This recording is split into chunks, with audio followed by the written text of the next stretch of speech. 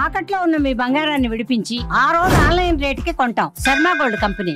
నమస్కారం, జై Sriram. Welcome to Suman TV. నేను గీతాంజలి. ప్రస్తుతం మనం హనుమత్ పీఠంలో ఉన్నామండి. ఇవాళ మనం ఎన్నో అమూల్యమైన విషయాలు హనుమంతుల వారి గురించి తెలుసుకోబోతున్నామని చెప్తాను. విశేషంగా మనకి వివరించేందుకు ప్రస్తుతం మనతో పాటు ఉన్నారు గురువుగారు ఘంటసాల సత్యసాయి స్వామి. వారు ఎంతో విశేషంగా ఎన్నో ఏళ్లుగా ఆ హనుమంతుల వారి ఆరాధనలో సేవలో తరిస్తూ ఉన్నారు. ఇంట్లోనే పీఠం ఉంది. ఇప్పుడు మీకు స్వామిని కూడా చూపిస్తాను చూడండి. ఎంత ముద్దుగా, ఎంత చక్కగా అలంకరించుకుని వడమాలలతోటి స్వామి ఎంత అందంగా ఉన్నారో. ఇలా ఇంట్లోనే నిత్యం పూజలు చేస్తూ ఉంటారు సత్యసాయి స్వామి వారు. మరి వారితో మాట్లాడి హనుమంతుల వారి గురించి తెలుసుకుందాం. గురుగారు నమస్కారం అండి. నమస్కారం. జై శ్రీరామ్. జై శ్రీరామ్. స్వామి, సుందరకాండ పారాయణం రోజుల్లో చాలా చూస్తున్నాం. ఎప్పటి నుంచో ఆచరిస్తున్న వాళ్ళు, మేము మా తల్లిగారు మాకు నేర్పించారండి, మా అత్తగారి వైపు ఉందండి, ఇలా సంవత్సరానికి ఒకసారి ఇలా పారాయణ పెట్టుకుంటాం అని అంటారు.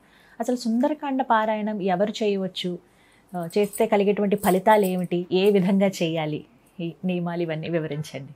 సుందరాకాండ పారాయణ అనేది, సుందరకాండ పారాయణలో మీకు ఉంది, పుస్తకం మీ ఇంట్లో ఉంది అంటే సాక్షాత్ ఆంజనేయ స్వామి ఉన్నట్టు. మీరు ఏమీ లేదు. మీరు పూర్వీకుల్లో చూడండి, ఒక రామాయణం పుస్తకం, ఒక సుందరాకాండ పుస్తకం ఉండి, ఒక చెక్క ఉంటుంది ఇలా ఉండి వ్యాసపీఠం.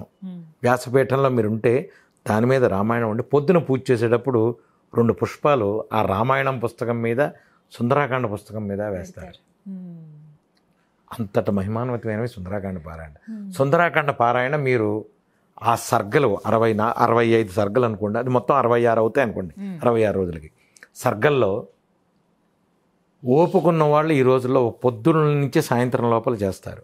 3 రోజులు చేయొచ్చు, 11 రోజులు చేయొచ్చు. దీంట్లో మీరు శ్లోకాలు కొంతమందికి తిరగవు, కొంతమందికి కొన్ని కారణాల వల్ల శ్లోకాలు తిరగకపోతే మీరేం చేస్తారంటే వచనం తీసుకోండి. వచనం కూడా దొరుకుతుంది, సుందరాకాండ వచనం. హాయిగా చదువుకోండి. మీకు సుందరాకాండ పారాయణ మూలాన మీరు 40 రోజులు తీసుకోండి. సుందరాకాండ పారాయణ అంటే మీరు ఒక 2 సర్గలు 3 సర్గలు చొప్పున మీరు మీ పరిస్థితులను బట్టి, మీరు మళ్ళా చెప్తున్నాను, మీకు ఏదైనా కోరికతో చేస్తున్నారు అంటే దాని వ్యవహారం వేరు. మీరు ఏమండి మేము మామూలుగా చదువుకుంటాం, హాయిగా చదువుకోండి మీ గొప్పని. మీరు కనుక ఒక కార్యక్రమం మీద, ఒక దీని మీద ఒక కోరికతో చేస్తున్నారు, అప్పుడు ఏం చేయాలంటే మీరు ఒక సమయం ఖచ్చితంగా దానికి నిర్దేశించాలి. ఆ సమయంలోనే చెయ్యాలి. ఆ సమయంలోనే చెయ్యాలి తప్ప అవతల యువతల చేయడానికి కుదరదు. సెకండ్ థింగ్, సుందరాకాండ పారాయణ ఇన్ని సర్గలు చేసుకున్నాం. మీకు సుందరాకాండ పారాయణ చేసిన తర్వాత స్వామివారు మీకు ఖచ్చితంగా దర్శనమిస్తారు. మళ్ళా చెప్తున్నాను నేను, ఇది ఎంతో మందికి, ఇది నేను చెప్పక్కర్లేదు, చాలామంది సుందరాకాండ పారాయణ చేసేవాళ్ళు అందరికీ తెలుసు ఇది. ఇంకోటి, మీరు అడిగిన ప్రశ్నకి స్వామివారు మీ పుస్తకంలోనే మీకు సమాధానం ఇచ్చేస్తారు. సుందరాకాండ పారాయణ చేస్తే మీకు రామాయణ పారాయణలో ఎంత అద్భుతం ఉందో సుందరాకాండ పారాయణలో అంత అద్భుతం ఉంది. అలాగే హనుమాన్ చాలీసా ఉంది. నేను రాముల వారి తత్వం గురించి ఇప్పుడు మనం మాట్లాడుతున్నాం, రాముడు ఆంజనేయ స్వామి గురించే. ఆదిశంకరాచార్యుల వారు మనకి ఇన్ని ఇచ్చారమ్మా. ఊరికినే పనికిమాలంగా అటు ఇటు పారిపోతున్నాం. కానీ చక్కగా రామరక్షాస్తోత్రం చదవండి. దాని పేరే రామరక్షాస్తోత్రం, చదువుకోండి. నమ్మకం లేదు మనకి నమ్మకం లేకే ఈ గోల. కనకధారా స్తోత్రం చదవండి అమ్మవారిది, లలిత చదువుకోండి, విష్ణు సహస్రనామ పారాయణ చేసుకోండి. మీరు ఎక్కడికి వెళ్ళక్కర్లే, ఏం చేయక్కర్లేదు, అన్నీ రెడీగా ఉన్నాయి మనకి. ప్యాక్డ్ ఫుడ్ అది. భక్తిగా చదువుకోండి. భక్తి లేక మనకు జరుగుతుంది. ప్రస్తుతం మనం చేస్తున్నది భయంతో, భక్తితో కాదు. భక్తితో చేయండి, భగవంతుడు కరుణిస్తాడు. ఇన్ని రోజులంటూ నియమం పెట్టుకొని అది చెప్తున్నా మీకు. పారాయణ అంటే ఇన్ని రోజుల్లో క్లోజ్, 41 రోజులు. 41 రోజులు అనేది ఎందుకంటే మీరు మండలం లోపల భగవంతుడు మీకు పూర్తిగా స్వానుభవంగా చూపిస్తాడు. కాబట్టి 40 రోజుల్లో మనం ఏమిటి, మనదేమిటి, ఇది తెలుస్తుంది మీకు. అందుకని మీకు నియమం ప్రకారంగా ప్రతిరోజు తలకి స్నానం చేసి చదవటం ఇలా. అమ్మమ్మ సుందరాకాండ పారాయణలో మీ పరిస్థితులను బట్టి దానికి అంతా ఇదే అవసరం లేదు. మీరు చదువుకునేది శాస్త్రంగా చదువుకోండి తప్ప తల స్నానాలు దాన్ని మనం నైవేద్యాలు పారాయణకి ఏం లేదు. ఒక అరటిపండు పెట్టండి, ఆంజనేయ స్వామిదే అరటిపండు తమలపాకు, అంతే. ఇంకేం చేయకండి దాంట్లో. పారాయణలో మీరు అరటిపండు తమలపాకు చాలు. 2 అరటిపండ్లు, 1 తమలపాకు, 2 తమలపాకులు, 2 అరటిపండ్లు, 1 నైవేద్యం పెట్టండి, అంతే చాలు. అనుగ్రహం ఖచ్చితంగా మీరు అన్నట్టుగా మధ్యలోనే సమాధానం. ఖచ్చితంగా వస్తుంది, మీకు సమాధానం ఖచ్చితంగా వస్తుంది. అంటే ఎవరో వచ్చి రావడం, ఏదో ఫోన్ రావడం, ఏదో ఒకటి వస్తుంది స్వామివారు, మీరు ఖచ్చితంగా వస్తుంది, డౌటే లేదు. ఒక్క ప్రశ్న, చెప్పండి. ఇన్నేళ్లుగా స్వామి సేవలో తరిస్తూ ఉన్నారు, మాకు ఇక్కడ కనబడుతోంది, ఆ వైబ్రేషన్ తెలుసుకోగలుగుతున్నాం. ఎప్పుడైనా స్వామి సాక్షాత్కారం మీకు లభించిందా? మొట్టమొదటిసారి మా గురువుగారు నాకు మంత్రం ఇచ్చిన తర్వాత 41 రోజులు చేసి తర్పణం చేసిన తర్వాత నేను 21 రోజులు 40 రోజులు కరోనా టైంలో, కరోనా వస్తుందని నేను నవంబర్లోనే చెప్పా, ఫిబ్రవరిలో కరోనా వస్తుందని ఎవరు నమ్మలే. నేను పాంప్లెట్ వేసి 108 రోజులు రోజుకి 108 సార్లు పారాయణ చేశాను. నేను గుళ్ళో నేను చేశాను. ఇది అందరికీ తెలిసిందే ఈ ఏరియాలో ఉన్నవాళ్ళు. నేను దాని తర్వాత 40 రోజుల పారాయణలు చేసే టైంలో స్వామివారు అప్పుడే నాకు తొడ మీద చెయ్యి వేసి దర్శనం ఇచ్చేశారు. అప్పుడు దాని తర్వాత గురువు గారు మంత్రం ఇచ్చిన తర్వాత మూలమంత్రం, స్వామి నా కాళ్ళ మధ్య తిరిగేసేవాడు. కాళ్ళు తిరుగుతుంటే నేను చెప్పాను, గురువుగారు నాకు వద్దు, నన్ను వదిలేయండి, నేనేదో సంగీత కచేరీలో నా దారి నేను చేసుకుంటూ, నాకు ఎందుకు వచ్చిన గోలేదు, నన్ను కాళ్ళు నడిస్తే నాకు అడ్డం పడుతుంటే నాకు ఇబ్బందిగా ఉంది, నన్ను వదిలేయండి, శరీరం మెత్తగా నాకు తగులుతోంది, వద్దు అంటే మా గురువుగారు చెప్పారు, ఇంతమందికి మంత్రం ఇచ్చాను, ఎవరికీ స్వాధీనం కాలేదు, చేసుకో, నువ్వు తారక మంత్రం చెయ్యి, తారక మంత్రంతో స్వామివారు నీకు అధీనంలో ఉంటారు అన్నారు. ఆ రోజు నాకు మళ్ళీ రామం ఇచ్చారు గురువుగారు, రామతారకం ఇచ్చారు. ఈ రోజుకి నేను ఉదయం పూట నేను అక్కడ కూర్చుని, ఆ గదిలో కూర్చుని మంత్రం మొదలెట్టానంటే స్వామివారు ఉంటారు అక్కడ. మంత్రోపదేశం, రామమంత్రం, ఆంజనేయ స్వామిది మూలమంత్రం చేసి, మంజసూక్తం చేసి, సింధూరం పూజ చేసి, అష్టోత్తరం చేసి, అధంగ పూజ చేసి, స్వామివారికి నైవేద్యం పెట్టి, ఈ మధ్య ఎవరో రామశాలిగ్రామం పంపిస్తే రామశాలిగ్రామానికి మళ్ళీ అన్నీ చేసి గంధాలు పెట్టి స్వామివారికి చేసి ఉండేదాకా స్వామివారు నాతో ఉంటారు.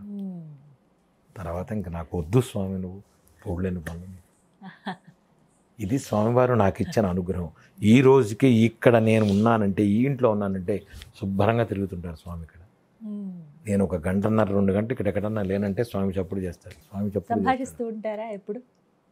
స్వామివారితో నేను హ్యాపీగా ఉంటాను, నాకు చాలా హాయ్. నాకు సంపాదించడానికి ఏముంది, స్వామి బాగున్నావు కూడా సంతోషం, హాయ్. మా ఆవిడ ఆయనకి రాఖీ కట్టి హాయిగా తను ఎంజాయ్ చేస్తాను. మా ఇంట్లో స్వామి, నేను చెప్పాను కదమ్మా, నేను ఆయన IPL మ్యాచ్లు చూస్తూ కూర్చుంటాను. అలంకరించేటప్పుడు చాలా అల్లరి చేస్తారా? ఖచ్చితంగా ఉంటుంది, ఖచ్చితంగా ఉంటుంది. స్వామివారు మాల కింద పడేస్తాడు, జామకాయల కింద, సమస్య లేదు మీకు సమస్య లేదు. స్వామివారు చేసే అల్లర్లు ఇక్కడ కాదు. నేను గుళ్ళో కూర్చొని హనుమాన్ చాలీసా చేస్తున్నా సరే, నెత్తిన పెట్టింది కిందకి తీసి ఇలా మీదేసి కూర్చుని ఉంటాడు ఆయన. నాతో హనుమాన్ చాలీసా చేసేవాళ్ళు చాలామందికి తెలుసు. అది నాతో హనుమాన్ చాలీసా చాలామందికి తెలుసు. కింద పడేస్తాడు, పైనుంచి కింద తోడేస్తాడు. ఇక్కడ ఉన్న జామకాయ అక్కడికి వెళ్ళి పడుతుంది. హోమం చేస్తుంటే అక్కడ ఉన్న కొబ్బరికాయ అక్కడికి పడుతుంది. మొన్న ఎవరో ఒక అమ్మాయి ఏదో అడిగింది, మామిడి పళ్ళ సీజన్ అది, ఇక్కడ ఉన్న మామిడి అమ్మాయి చేతిలో పడింది, ఇటు పక్కన అమ్మాయి చేతి. ఆ అమ్మాయి ఏడుపు, ఇది స్వామివారి కరుణ, ఉంచుకోమ్మా నువ్వు అని చెప్పాను. ఇది స్వామివారి కరుణ. ఇది మా స్వామివారు ఇక్కడ తిరుగుతుంటారు. అందుకనే అసలు నేను బయటకు వెళ్ళాల్సిన అవసరం లేదు. వీడియో అనగానే నేను స్వామి దగ్గరే చెప్తాను అనే మాట చాలా సంతోషం లేదు. నేను ఎక్కడికి రాను, నాకు అవసరం లేదమ్మా. నేను అదే చెప్తున్నా. నేను నా స్వామి దగ్గర నేను కూర్చొని, నా స్వామి ఇంకోటి చెప్తున్నా, నేను మీకేదో చెప్పడానికి నేనేదో ప్రిపేర్ అవ్వాల్సిన లేదు. ఇది ఎంటీ శరీరం అమ్మా, ఇది బాడీలో ఏం లేదు ఇందులో. ఆయన ఏదన్నా ఇందులో చెబితే ఇందులోంచి మీకు వస్తుంది. రాలేదు అంటే రాలేదనే అర్థం. నాకేమీ రాదు, మళ్ళా చెప్తున్నా మీకు, నేను శాస్త్రాలు రావు, నాకేమీ రాదు. గట్టిగా మంత్రపుష్పం మొదటి నుంచి చివరి దాకా కూడా రాదు నాకు. వేదాలు తెలియదు, నాకేం రాదమ్మా. మళ్ళా చెప్తున్నా, ఐఎమ్ 10th ఫెయిల్డ్.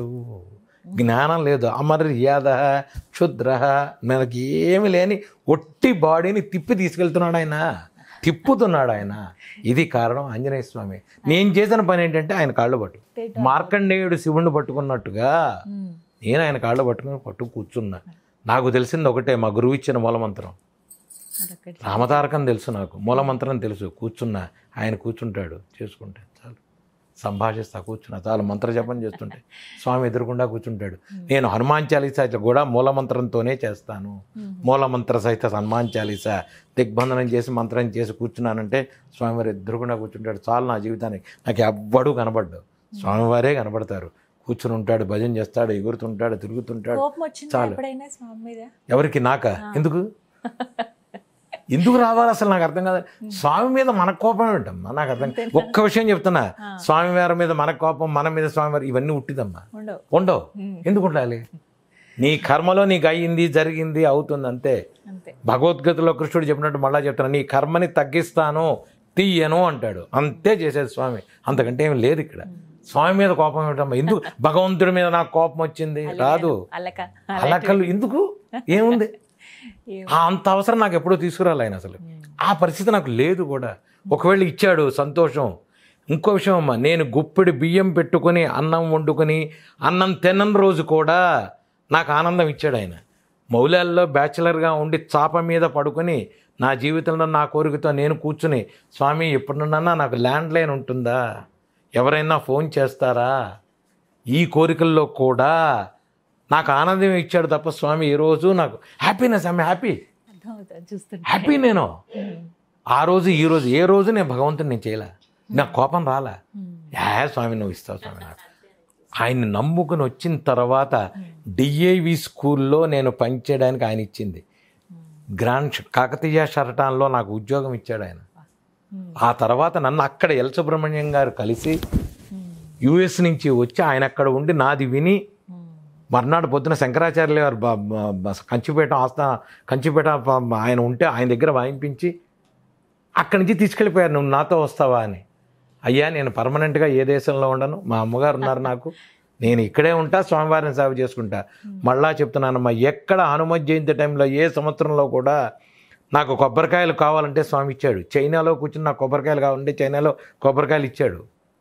ఆ అంబాసిడర్ అన్నాడు, ఏమండి ఇక్కడ కొబ్బరికాయలు దొరకాయి? స్వామి చెప్పారు చూడండి అన్న, ఎదురుకుండానే కొబ్బరికాయలు ఉన్నాయి. స్వామి ఇస్తాడు. నేను ఇక్కడ ఇవాళ కూర్చొని నాకు దండ రాలేదు అంటే ఎవరో ఒక భక్తుడు వచ్చి స్వామికి దండిస్తాడు. డౌట్ లేదు మీకు అందులో. ఇది స్వామి నాకు ఇచ్చిన నమ్మకం, నాకున్న భక్తి. నేను మళ్ళీ చెప్తున్నా, నాకే కాదు ఎవరికైనా ఉంటుంది. మీరు అలవరుచుకోండి, మీకు కూడా భక్తి ఉంటుంది. అది ఆంజనేయ స్వామి అవచ్చు, రాముడు అవచ్చు, కృష్ణుడు అవచ్చు, ఇంకో దేవుడిని వదిలేయండి, నేను భక్తి చెప్తాను. చివరిగా సర్వకాల సర్వావస్థల్లో తలుచుకునే హనుమాన్ నామం ఒకటి తెలియచేయండి.